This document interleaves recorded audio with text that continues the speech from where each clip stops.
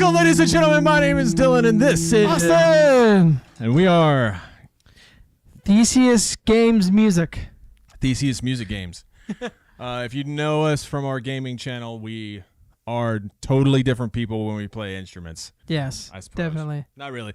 Anyways, same people, just we actually talk more now. And I think I don't know, would you say we're better at playing instruments than playing Cabela's, or worse at our instruments Dude, than if you playing read the Cabela's? comments, we're way better at playing anything other than Cabela's. God bless. That's if you didn't know, follow us on Theseus Live, which has been almost exclusively gaming content, but it's meant for everything.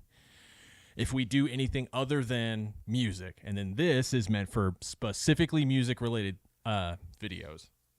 Yeah, we kind of got one-track minded with our gaming stuff with Cabela's, because that's the only thing that seems to do well at all. For us.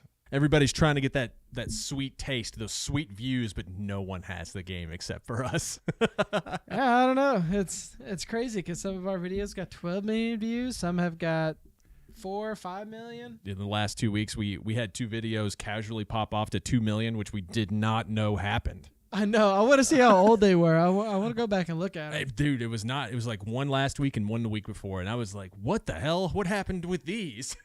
I don't know, but they're just like little ticking time bombs. Who knows when one of them is just going to pop off? It really does seem to be completely random. Now, the cool thing is that the views are slightly translating right now because you've posted nothing but Lethal Company videos, and apparently Lethal Company's popping off again. Yeah. As far as I know.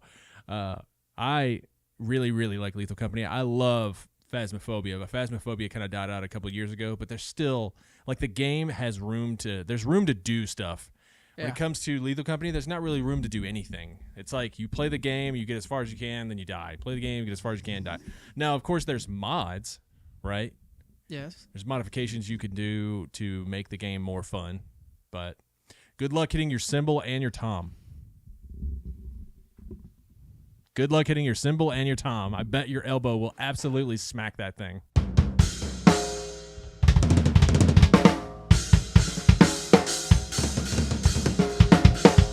I don't believe it. I believe you're going to definitely hit that thing at some point.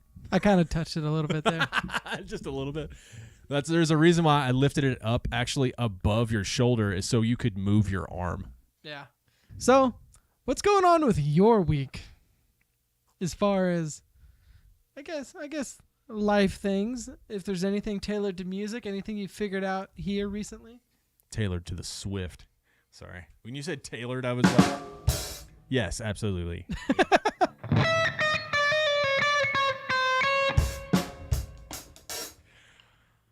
Tailored towards music, I've been constantly playing this thing, my Ableton Push 2. The reason why is because I'm trying to justify getting a Push 3. But until I learn how to use the Push 2 in a very confident way, I can't get it because it's $2,000.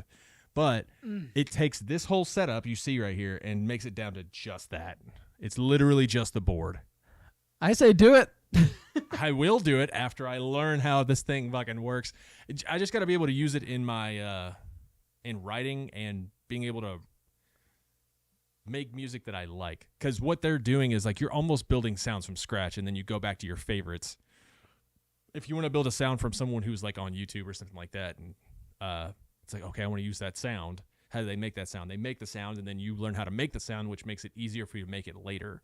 Yeah. But man, trying to make music with like saw waves and analog stuff, and it's like it goes all the way down to like the very core of what a wave, like just one single wave is, note, a single note, exactly how it is. And it's really freaking cool. I love this thing, honestly. But I am trying to make it the main focus to where I don't ever touch a keyboard. Because right now this will run off of my third-party plugins. That's the one advantage to Push 2. Is you can run third-party plugins because the laptop can. Push 3 only runs native plugins. So Ableton plugins that you've bought, and I have a lot because I bought like the Elite Pack, which Ableton 12's out. Yeah. And I'm really excited about that. They have some cool things in there, and I am definitely going to upgrade to Ableton 12. Is There's that still like full price if you upgrade? no, or? it's I think like $250, maybe $300. I don't remember how much Ableton was. I think it was like 11. 100? With everything that you got, wasn't it? Was it I not? think it was like 700. Okay. I feel like it was somewhere around 700. Oh well, and I got Ableton Push too. Yeah. So probably altogether it was close to like 1,000 or 1,500 or something like that. But I know the upgrade is not that much. And everyone's like, well, is the upgrade worth it? I think it will be worth it, mainly for the search function. Just for the search function. It's like, oh, I want to get this bass drum, but I want to have, it's not exactly this one. And you can just search it, and then suddenly there's a bunch of them that sound very close to it. I'm like all about that.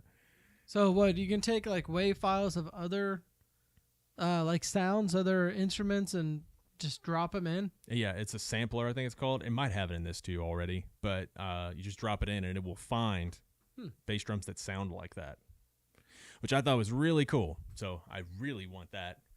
As far as I want the Ableton Push 3, but it's $2,000. Now, normally I can actually, there is a way you can buy the Push 3 and then it will be a standard corded one, because you can actually do the same thing where I could still bring all this stuff and use VSTs and everything like that. You can upgrade it later. How big of a screen? Like, it's not going to be something like that. Is it going to have like an actual? It's this. Just that? It's just that. I feel like that'd be kind of annoying to kind of program everything. It's an instrument, man. You got to learn how to use it. It's one of those things where it's like just learning this would be a skill, you know? Because like I'll go through, you can't see it, but like pulling up an analog wave, and it has every single adjustment. You just have to go through different menus. Yeah. But good Lord, I started just messing with stuff, and it's been on my bed with me every night, and I still haven't made anything that I like. But I'll go into like sounds that are preset sounds, and I'll look at like the chain, and the chain is insane. I'm like, how do people think of this stuff, you know? The chain is insane, bro. The chain is insane, man.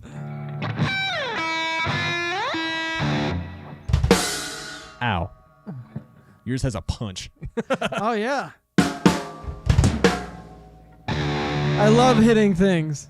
But we actually took the time to separate the vocals and the music, and we took the time to make the music sound as good as we possibly can. So this is the best we can make it sound right now.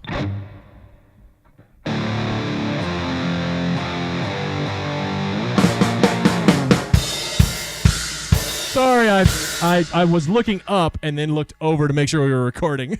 Come on.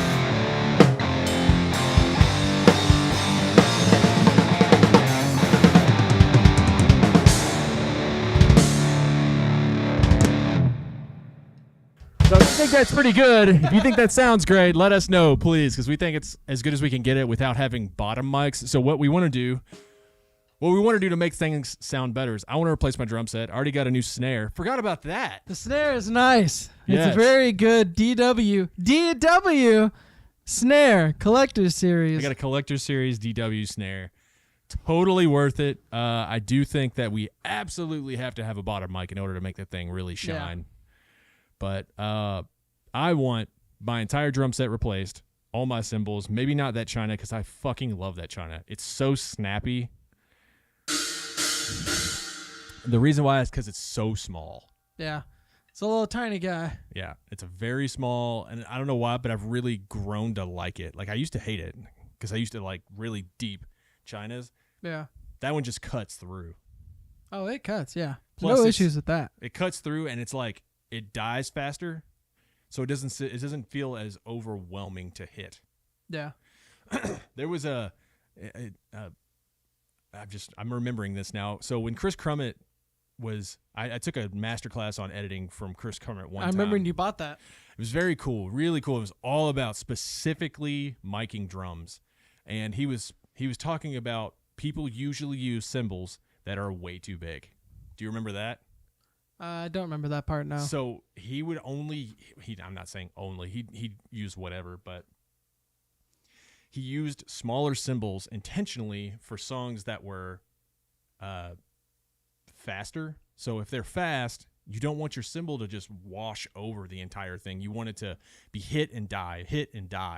Yeah. So he would use smaller cymbals. Like that China would be really great for an extremely fast breakdown. Yeah.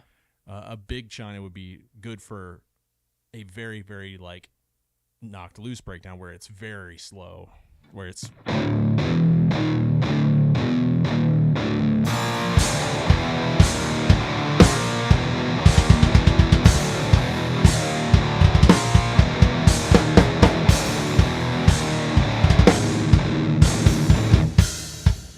Now, that is not how you're supposed to use that cymbal. You're supposed to use that cymbal for like.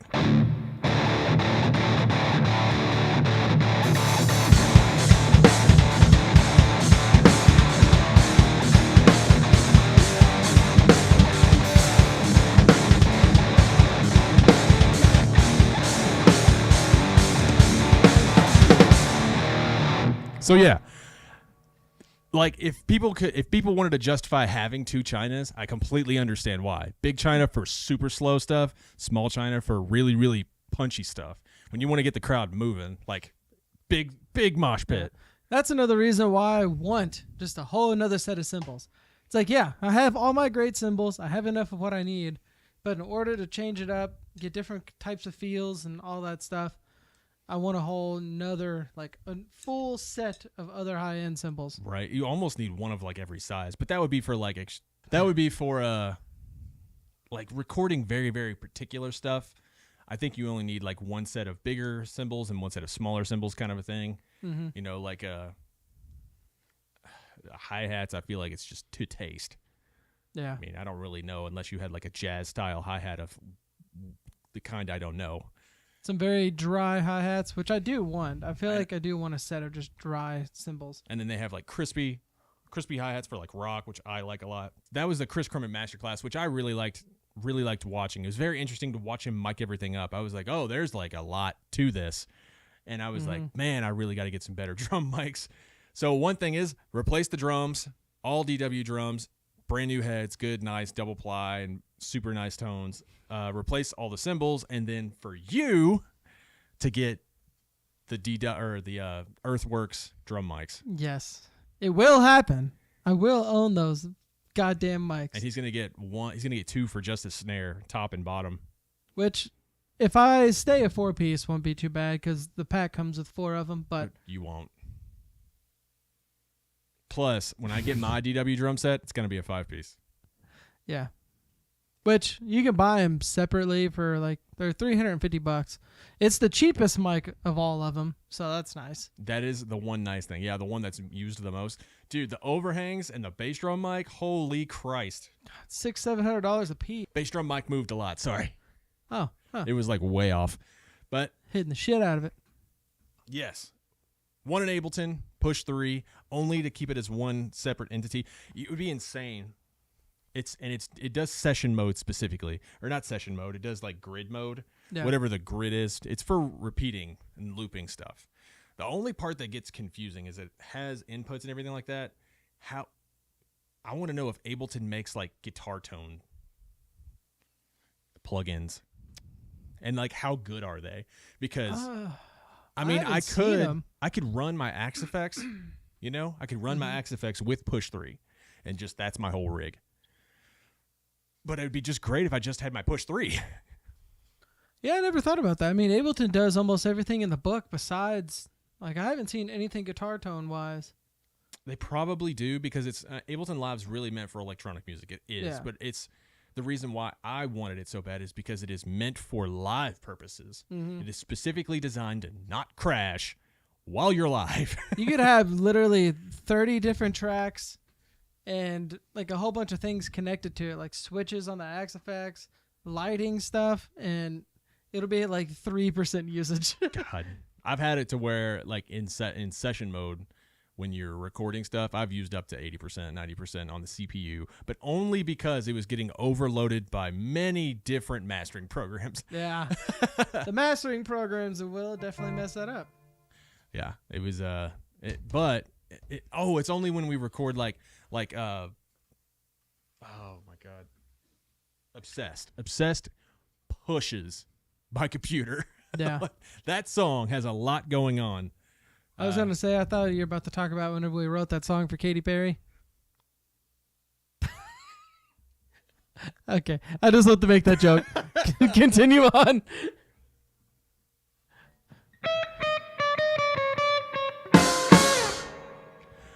Anyway, That was kind of cool. circus in here. Right now we have I'm impressed with our setup situation. Finally, I think it's going to start sounding really good. We're going to have to find topics. This is something that we haven't really discussed, but we want to discuss. We got to figure out a way to make this kind of a formatted show just so that people could stay interested. It's like, okay, we talk about this for a minute, we talk about that for a minute, because you could do like news, you could do all kinds of stuff, but we'd have to do a little bit of research each time. And then not only that, like every intro and outro and like jam session, I do want there to be like some kind of like written before beforehand instead of us just fucking winging it, because winging it is fun. Oh, it's very fun. Really fun, but I bet it's not very entertaining for other people. I don't know. Some people might be like, God damn, if they're just winging it. Oh, man. Remember that song?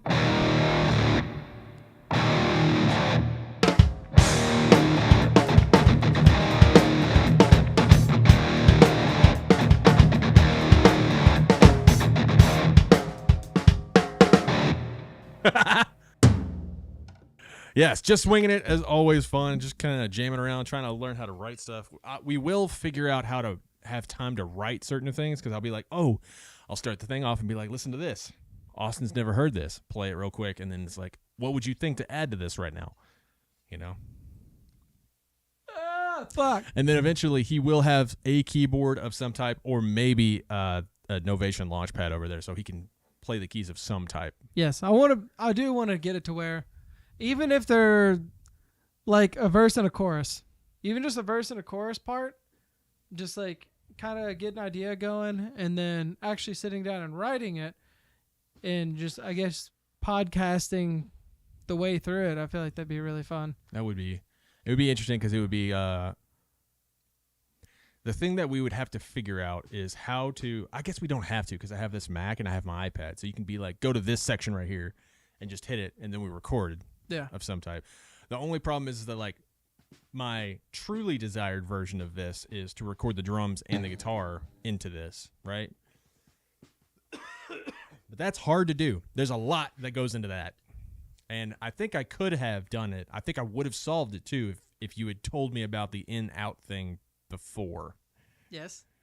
We figured it out to where everything's recording nicely. But now, if I really think about how I want it to be set up, now that we know how to send out certain places, I can probably get it set up the way I want.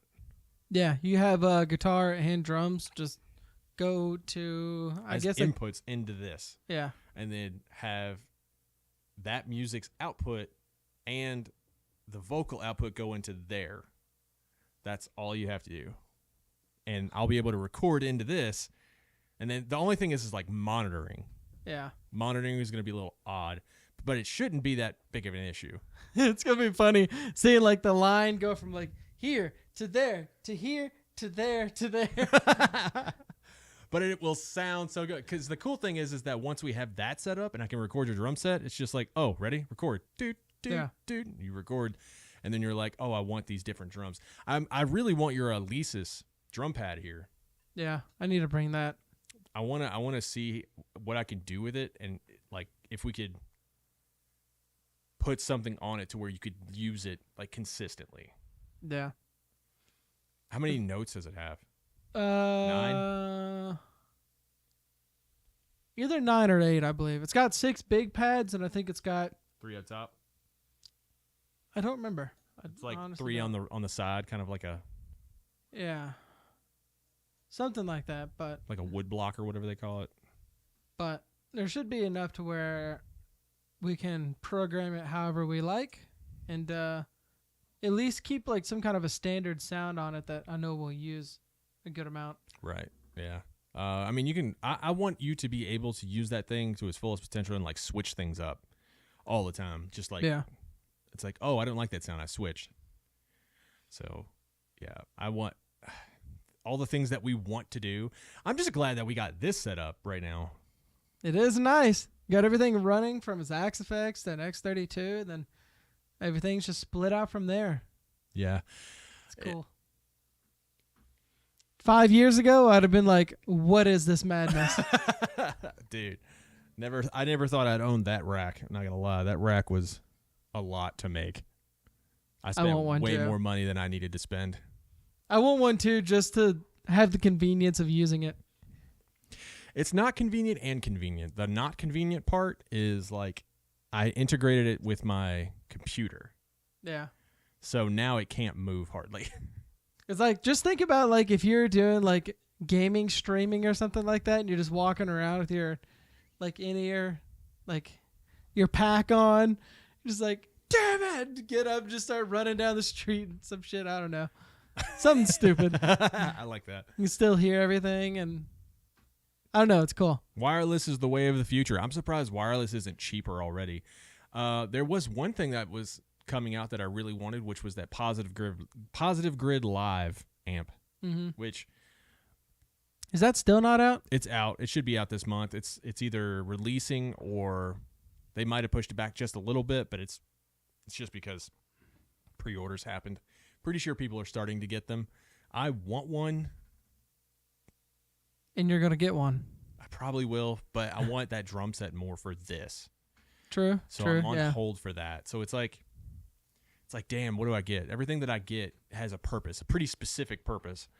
The drum set for the podcast, the Ableton to shrink down to just this, be able to play live, and then if I could, play this live through the live, the Positive Grid live, which would be so cool because I could have everything. I could have my mic, that, and I wouldn't want to make it wireless for reliability's sake, but I could be wireless. You want to know one thing that we should eventually start doing? We should, like, the few songs that are pretty close to done, and the one that is done, we should try to play one live on the podcast. At least, like, play It's Time to Leave or do Obsessed. Try to relearn them and play them on the podcast. I don't even know. Yeah, we should. We should do that. That would I have be a awesome. 7-string over there, which is, I'm playing a 7-string, but I don't need to. Yeah. It's one of those things where it's like I like playing that because I like the guitar. Do I need to play the 7-string? I don't need to, but it gives me a certain amount of range. And Dayseeker proves to me that a 7-string can be poppy, which is what I want. That's the sound I want. Of course, I don't write the shit like that. I just write what comes to my head, and it just so happens that most of my shit is odd. I mean, Polyphia is starting to use 8-strings, or have been using 8-stringed. Nightmare. You remember Nightmare when they did that mix? Nightmare was an 8-string. And then something Touch. Some song that had Touch in it. I don't remember. Too close? No. But yeah, I mean, I think just still based on how you write, you can make an 8-string and a 7 sound pretty poppy. 8-string would be odd. Okay. Speaking of poppy, the fucking artist Poppy. Yep. She is I've never seen an artist who, I don't know how she got started. Because if you look back on how she started, it is bizarre. Oh, I know. She was definitely not the kind of musician she is today. She was groomed almost. I shouldn't say groomed, but she was pushed into a direction that was like, okay, we'll start with this and we'll go that way because people want that. Very robotic. Remember, it's like, hi, I'm Poppy. Yeah. Like, just that weird shit. But she still kind of has that. If you listen to her music, like her legitimate music, other than the heavy stuff she does every now and then, it's one of the most bizarre things because she started. I don't know her beginning. I just know the fact that she got to a certain point and she was not that famous, which was the weird thing. And then she got YouTube Originals to come out and make her a show.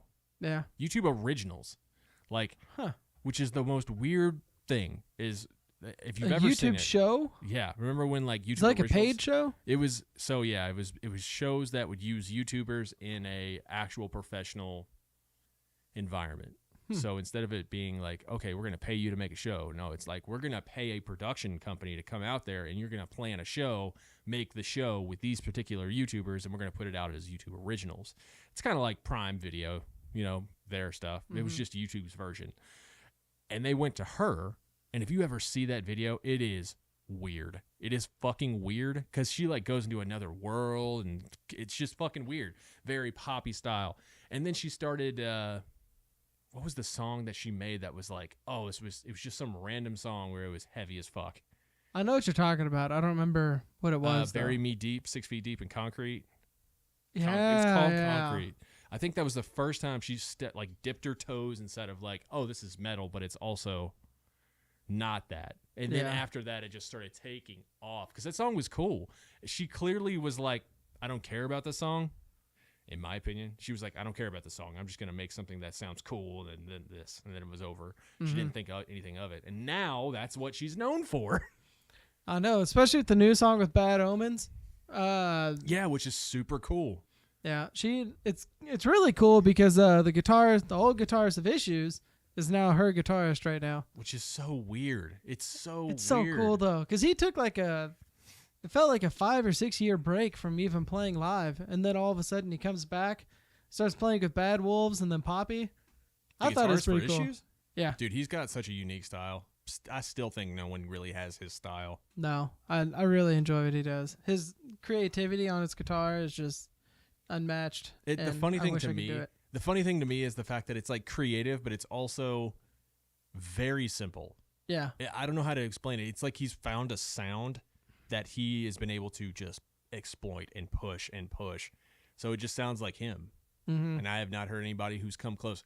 Like when the style of Gent came out and Issues was like the face of it, there was really no one else that could really replicate them like that. Yeah.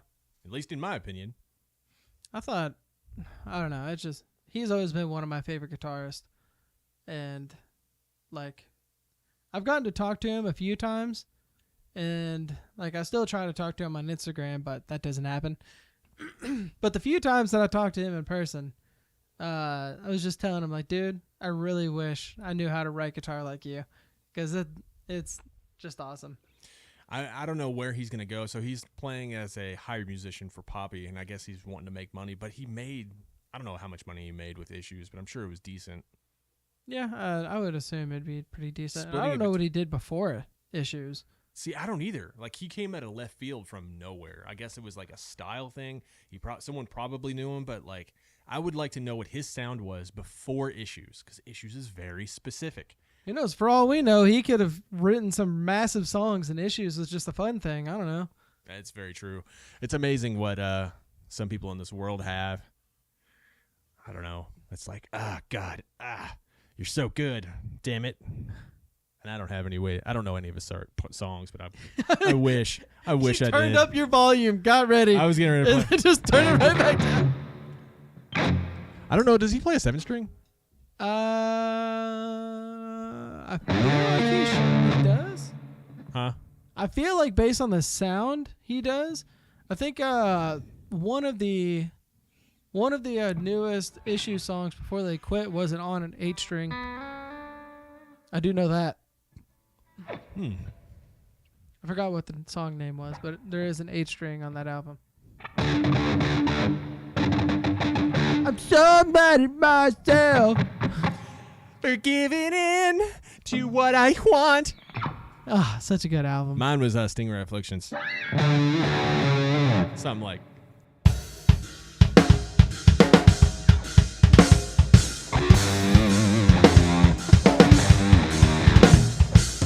I can't imagine. I don't know it. It's been so long since I've heard it. I can't remember it. Yeah.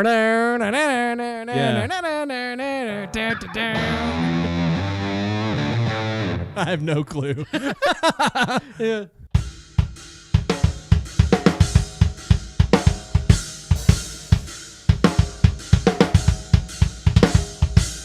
For me, when it comes to issues, it's got to be like "Mad at Myself" is one of my favorites. It's kind of like a tie between a bunch of them, but like "Stingray Affliction" is, I think, perfect. Even the intro. "Mad at Myself," "King of Amarillo." There's a few others, but like those are the three that I'm just like, these songs are great. Black Diamonds. Yeah. They're pretty iconic songs to start off. Dude, it's crazy. And I don't even know who made all the money off of that. Someone out there is living Rise. And they're still around. I didn't know that. I thought they were busted. I thought they weren't around either. Yeah, no. Who's still on them? I heard, because I heard their name not long ago. I was like, that's a Rise band? I think it's Spirit Box. Oh, yeah. Spirit Box did join Rise. They're a Rise band, which I was like, what? I forgot about that, yeah. Why? Well, like- something... Oh, sorry. Keep going. Rise is great, but it's one of those things where I'm like, all right, the company's cool. It's great, huge, but it doesn't feel like Roadrunner. It doesn't feel like... Even like doesn't Red feel Bull Atlantic. Records. Red Bull, Atlantic, Roadrunner. I feel like those are all huge. Freaking Red Bull. If you get on Red Bull, you are doing something right. Yes. Because Red Bull only employs like 10 artists. Like that's it. I don't even know who those are, but AWOL Nation, Beartooth. I know Beartooth. It's The the only one. AWOL Nation's the other big one that I know. That's it. But something that you were saying earlier reminded me of like the earlier songs of Issues. It's funny because like there's a lot of bands that are huge this day and age where it's like their first album is what popped them off. Like I don't know how many people in our generation, I guess because of TikTok it's a lot more, but whenever you look at big bands like Limp Bizkit, Korn, what was the other one? Oh, Disturbed, Down with the Sickness. Like Down with the Sickness was on their first album. Like to have the luck of a first album popping off the way it does. Yeah, it seems like that doesn't happen anymore. Now it's just, I guess, singles. It is singles. 100%. It's singles. But I mean, so was Disturbed. Yeah, It was a single. true. But still, it's just like Enemy! Sorry. 80 something times a song, whatever that song is, where he says enemy like 50, like 80 times in a song, and it's the same kind of enemy like at least over half of those. But yeah, just whatever we were talking about the Issues thing with all their like best songs being like those early ones, No, it just made me think of that. well, Issues was Woe Was Me just moved. Yeah, Everyone wanted to hear Tyler Carter and Michael Bolin.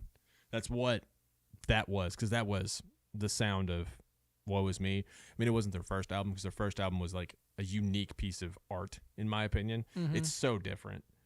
There's a reason why they were the biggest Rise band yeah. at the time, for sure. And then everybody started sounding like them. I hate that, but it's also kind of the way of life too. Just bands getting copied. Like, Yeah, it's like you know what? Do you remember what happened to Louisville when Knocked Loose happened?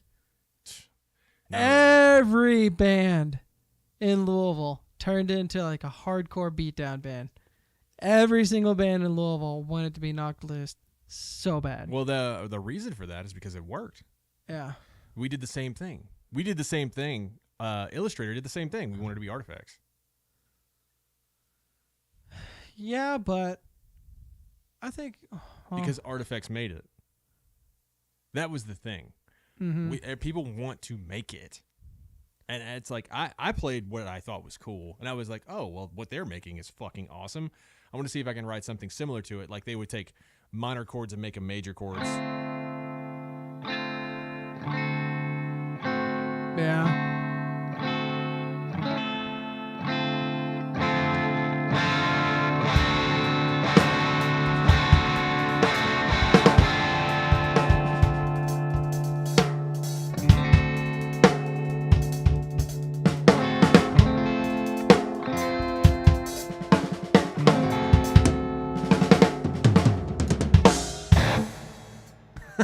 So yeah, I heard that and I was like, I wrote some stuff similar because I wanted that sound of like the drastic change of like. That minor to Basically- major was really cool. Yes, it was so cool, and they would actually change. I would say modes. They changed modes. They went from a Dorian mode to a Lydian mode, which Dorian is sad, Lydian's happy. So so they went from a minor, just minor, to that might have been. I might have fucked that up. That's like minor. This is major.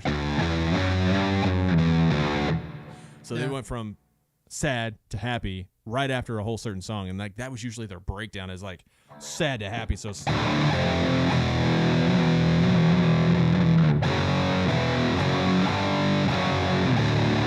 I mean, they didn't have stuff quite that heavy, but you know what I mean. You know what I mean. I don't know how to explain it any other way. Listen to Artifacts; they're great. Shout out Artifacts to Brian. Pareo. Shout out to Brian for having a tattoo on his middle finger. We became good friends after I found out that he had an Artifacts tattoo. And not shout out to Jordan Haynes, the guitarist of Artifacts, for not answering my FaceTime whenever I wanted to show him Brian's tattoo. I remember that now. Yeah, he was like, "Hey, there's a tattoo of this guy." It's like, hey, one of my close friends has a tattoo of Artifacts on his fingers. It's like, And I tried to call him, didn't answer my FaceTime. dude, I was so happy when I got to talk to the lead singer of New Medicine. Yeah. When you let me do that, I was like, dude, I saw you at an Avenged Sevenfold tour like 10 years ago. Yeah. And I loved your music back then. I was like, Rich Kids was insane, and I was talking about a couple of his songs that I just loved. And I was like, damn, I didn't know you guys were still around. I thought you broke up. I just hadn't heard anything about him. I wonder if he would answer a FaceTime for Don't. me. No, not right now. Just don't. I wonder if he would sit down and have a conversation. He might, but we have to make it more comfy in here. Yeah. He wouldn't come out here, I don't think. Probably not. Where does he live? Nashville. Oh, he might come out here. Yeah.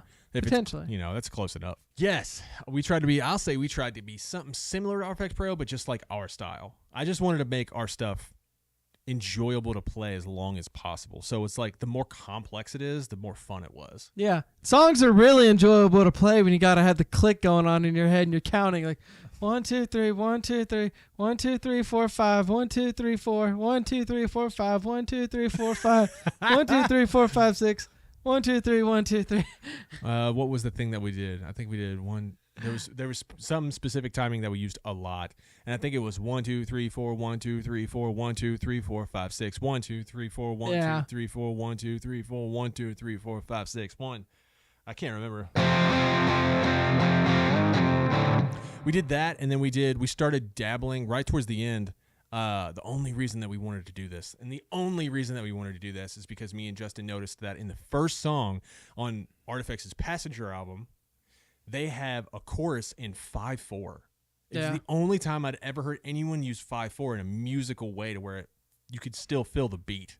Yeah. And it wasn't like 1 2 3 4 5 1 2 3 4 5 1 2 3 4 5 1 2 3. It was like 1 2 3 4 5 1. It was like 1 2 3 4 5 1 2 3 4 5. Like I don't know, something about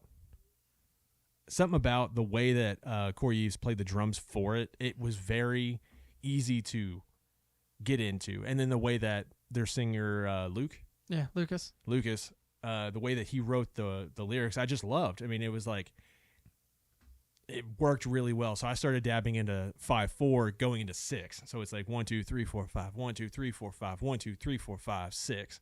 Well, that's 7 5 6 7 1 2 3 4 5 1 2 3 4 5 1 2 3 4 5 6 7. Yeah. And so I was just like, oh, I love it. I love the way that people are being musical about things. Now it's like, I look back and I'm like, God, man, there's so many good bands that are so talented that will just never be heard. Yep. It's like these guys, they could write some crazy stuff, but it doesn't mean it sells. People That want to is dance. all that matters. Yeah. That's all that matters, is that I like anything that sells, right? Like, I think one of the best bands out there is Icarus the Owl. I think one of the best bands out there is a lot like Birds. They're do need to listen to insane that. musicians. Yeah, Both they're of all those really good. bands, insane musicians. They'll never be heard on the radio. There was a time in my life where I think I was listening to a lot like Birds every single day for like a year Dude, straight. their second album was so freaking fantastic. I like the animated music videos of like them going to like each house, or the going inside the house and going to each room of the house. Yeah. I forgot what song that was, but that video I thought was so fucking That cool. was extremely Dance Gavin Dance, but super good. Super good. Like, they made stuff that I was like, dude, how do you make music like this?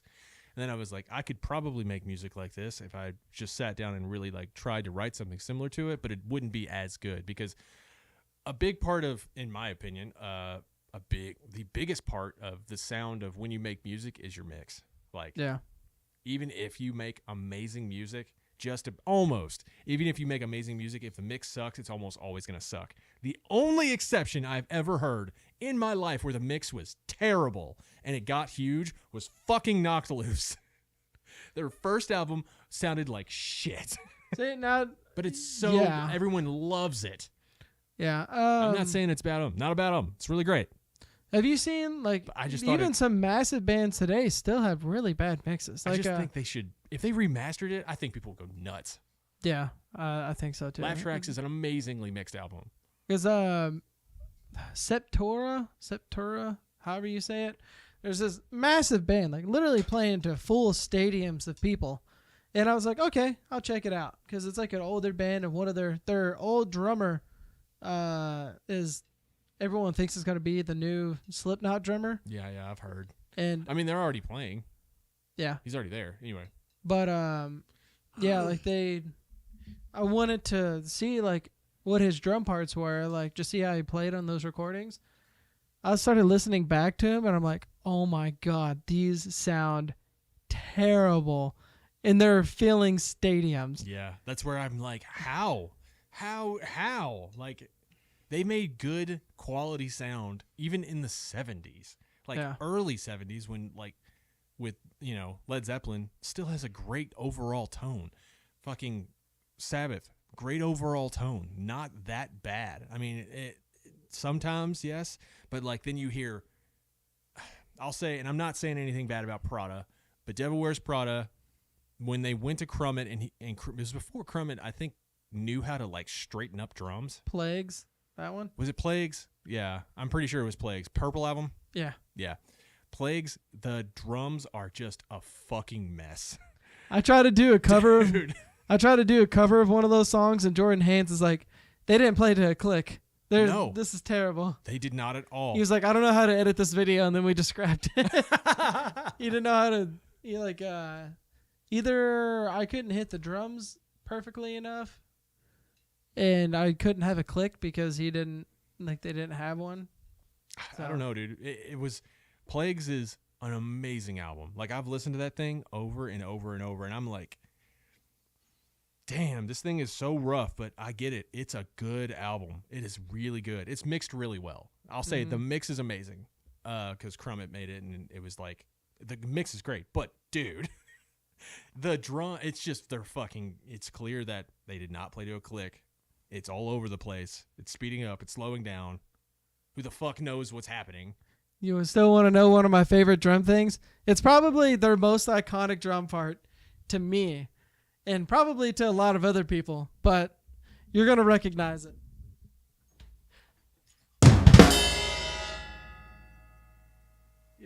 I don't remember. Was it an intro? Texas is South. Yeah.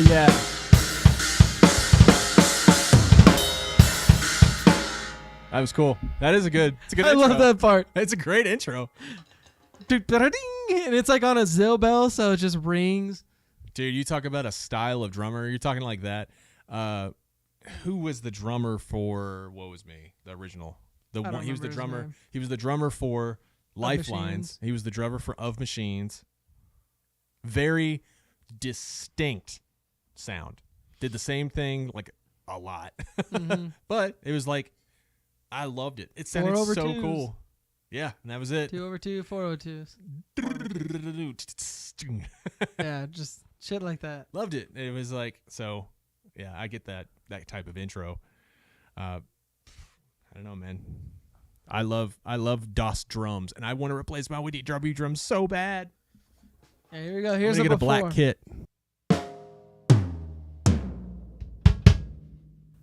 One day that's going to be like a really crisp tones. Oh, I hope so. Yeah, that's how. Oh yeah, we're gonna try to mic or capture your drum, your snare. Yeah. Sample it. We're gonna yeah. sample your kit. Capture it. Yeah. Capture that shit. Woo! Which honestly, I mean, if we go to Best Buy after this, we could stop at my house and maybe do it, but that's too much setup. That'd be a different day. It's one of those like you could bring a tom. I could just bring everything and just put it in front of a microphone, like not even on the stand, and just boom. Bass drum, I just hit it with the stick. That's the thing is I want to know how to sample stuff like that. So I'm like, there has to be in Ableton specifically there, or maybe it's not Ableton. I don't remember exactly. The velocity. There's a velocity control. There's 127 different velocities. Yeah, so you got to record 127. You can, and that would be a legit way to do it. And I was like, God, we'd have to go all the way from bottom to top and then do it with a flam as well. Yeah. Because realistically, that's like all you need. Because Blake did sample my kit once, and it was just, we didn't make it that detailed. We just go like, soft hit, a little harder,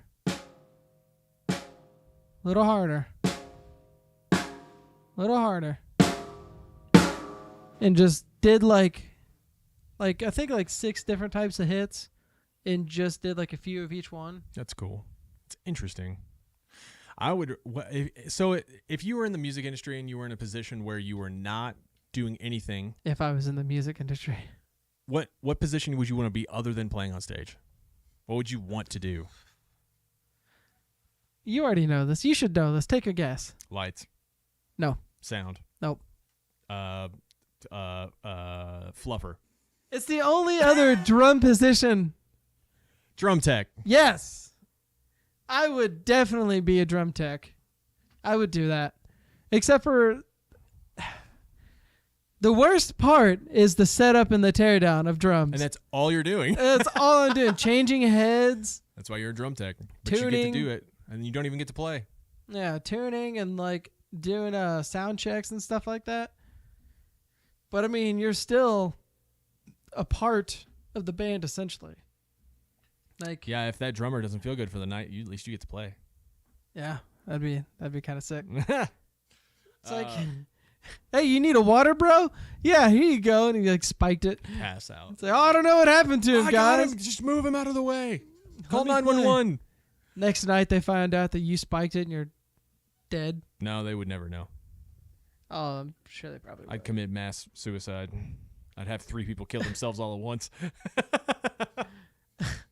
Okay. I'm just kidding.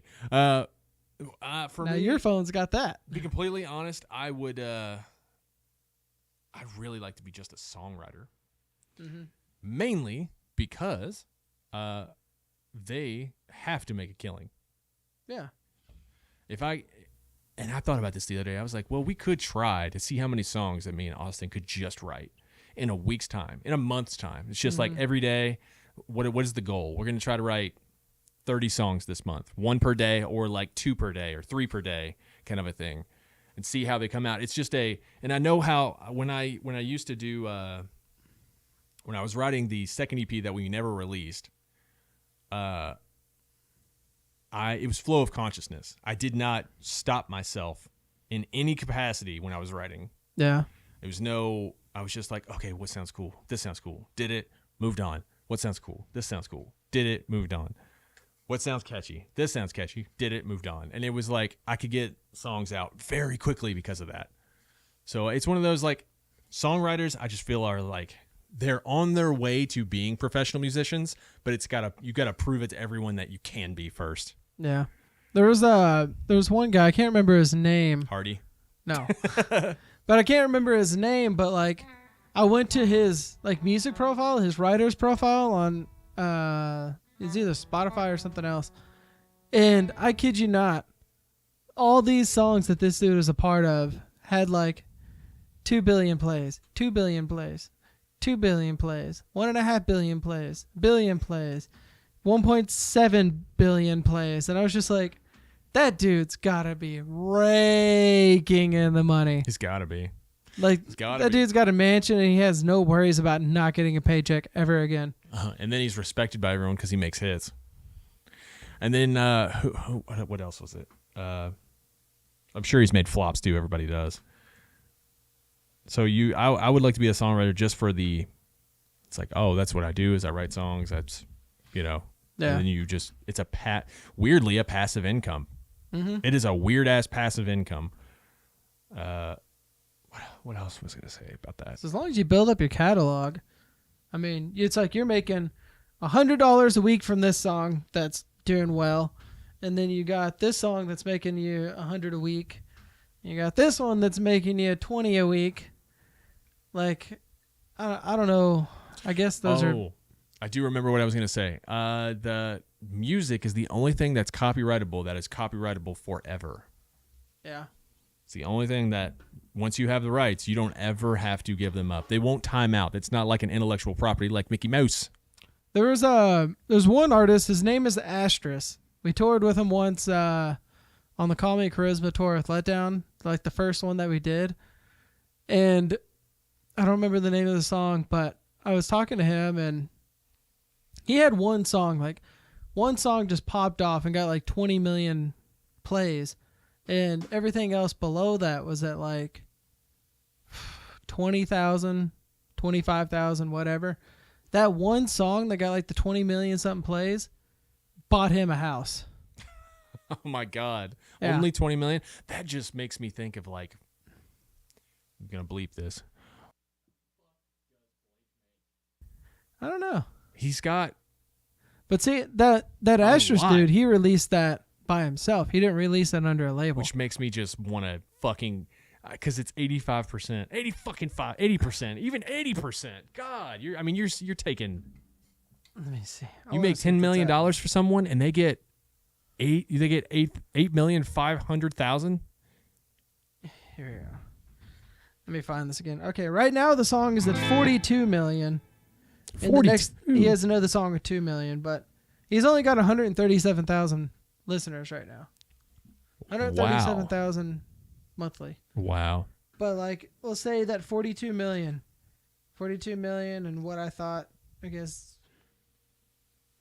I mean, with that 42 million, I think he probably somewhere around like 250 grand. God, that's great.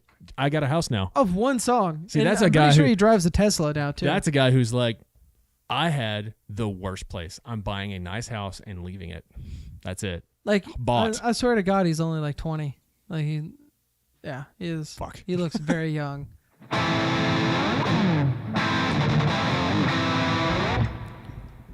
Yes, now we have to play it. That's one of our old songs. I can't play the whole thing because I don't remember all of it.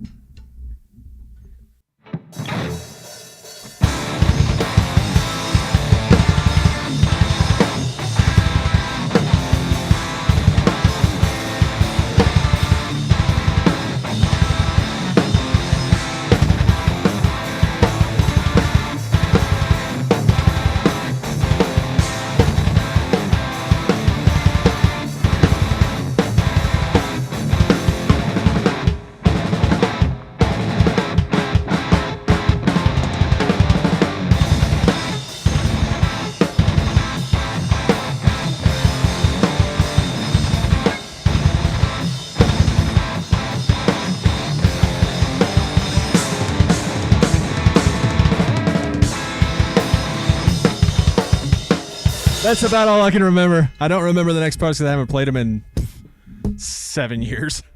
It's honestly been that many years, yeah. Woo! This song is fun, though.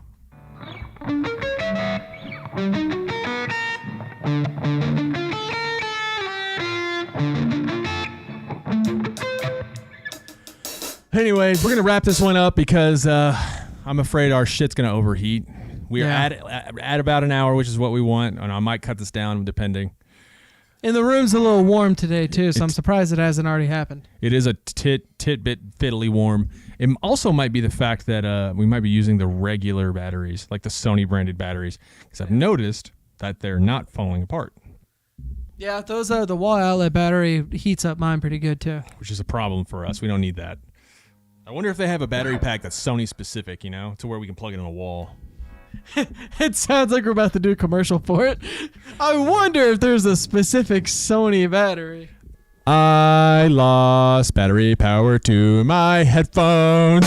I can't hear anything. Yeah. So let's play a song. Let's play fucking. Okay, let's play what's that song? I'm gonna is it more than sugar?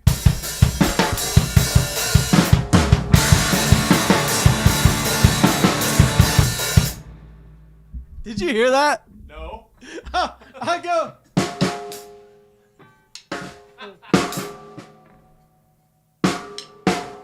I don't know. It's something weird, but here we go.